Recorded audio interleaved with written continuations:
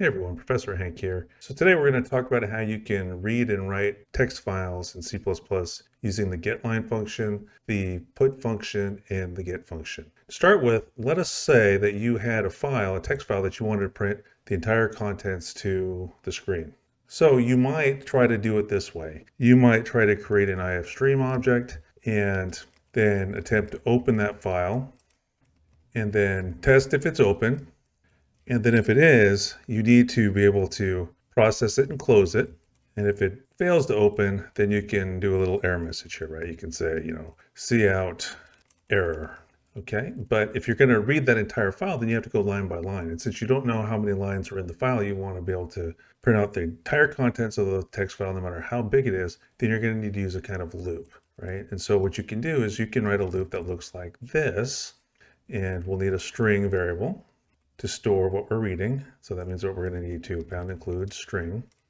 So you're going to go in and you're going to use that stream extraction operator in a loop, part of its test condition here, the test expression for the while, to read everything in from the file into input and then to display it. So you're thinking, okay, this is going to work great. And let's see what we get. Let's see the result. All right, now you take a look at the output there and you're like, wait, what? What's going on here? If you look at the original text file, there's space. Where's all the space? What's going on here? Well, obviously this isn't going to work. And the reason this isn't going to work is because the stream extraction operator right here stops at white space. Okay, so that means that when you have new line character, when you just have plain old space, it skips it. So we've got a couple of solutions for that. And one solution is to use the getline function. Yes, the exact same one that you use with getting input from the user, you can use with files, right? So this can be used to get user input, but also, I guess you could say, file input, all right? So what's going to happen is we're still going to need to use a loop because we need to go line by line through the file. We want to get everything in the file no matter how big it is. But instead of, using this operator here, the stream extraction operator, we're just going to call getline, and then we're going to specify where the input's going to come from.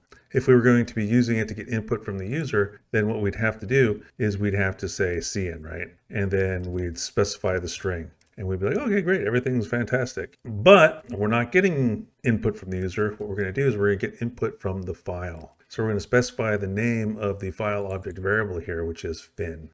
So then what we do is we take the name of file stream object and we put that in our test expression. All right. So if there's a successful read here, then what's going to be assigned to fin is going to be a non-false value, right? It's going to be true. All right. So in that case, the read was successful. Then we can enter that. We'll test that right here. This will evaluate the true. And then we can enter the body of our loop and print out what was read. But then we also have to get the next value as well.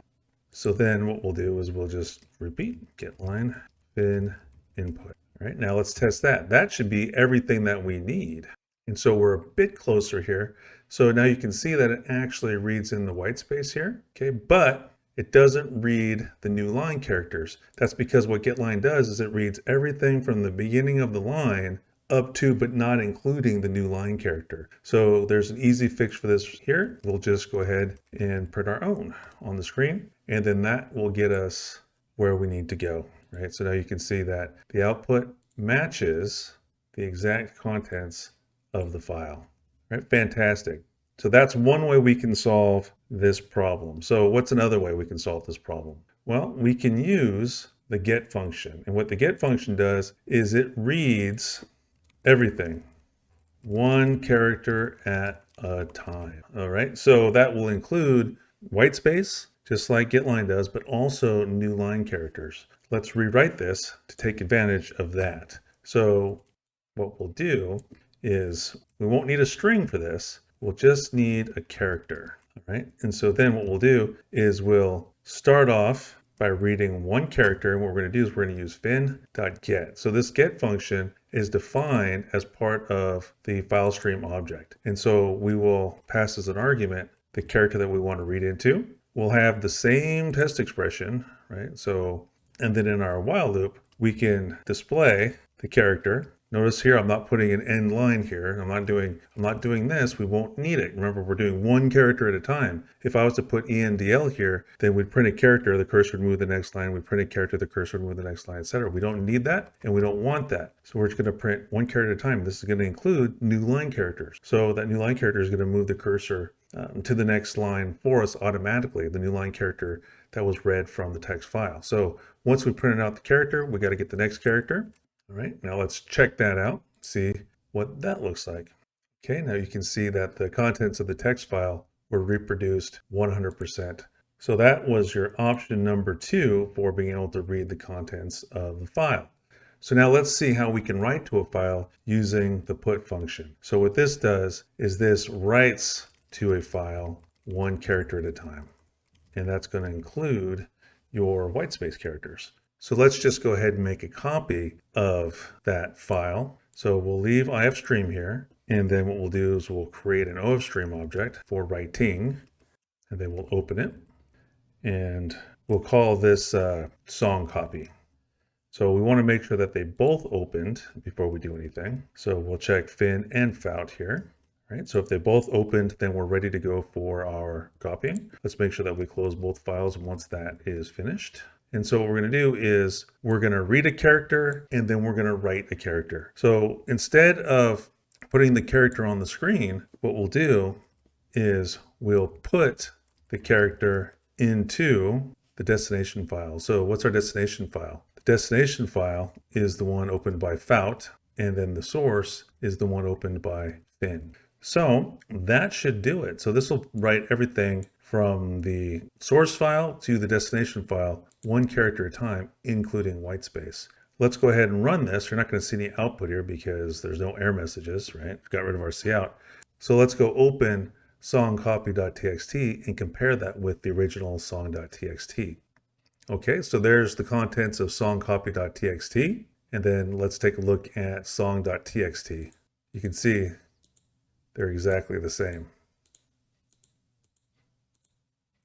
So let's do one more example here. And what we'll do is we'll do a search and replace. So we'll check. We'll see if CH is equal to a space. And if it is, then we'll just replace that with a $. And then we'll do our writing. So we'll have this search and replace kind of behavior. So let's go ahead and test it. Again, we shouldn't see any error messages. Then we'll go ahead and reopen songcopy.txt. And now you can see that every single space was replaced with that $. So there's the original song.txt, and then here's our copy with the spaces replaced with $. So that's going to lead me to one last example. I'm going to show you another way that you can use getline with that file. All right, so we're going to have the same kind of a loop thing going on, and we're going to need an input line. And we're going to create an ifstream object, and we're going to try to open it. This time we're going to be opening songcopy.txt, right? And then we're going to test to make sure that it opened. And if it did, we're going to process our file and close it. So here's our close. Now we're going to use a loop, and we're going to use getline just like before.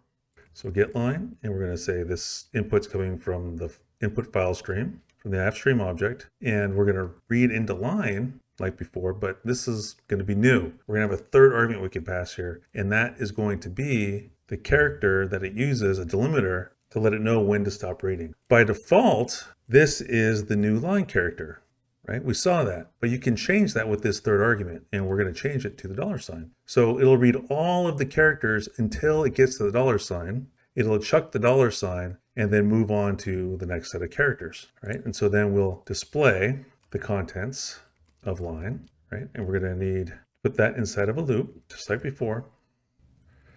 And once we've printed out the line, then we're going to need to grab the next bit. So let's see what that looks like. Okay, so you see all the $signs are gone now because getline read all the characters up until the $sign into line.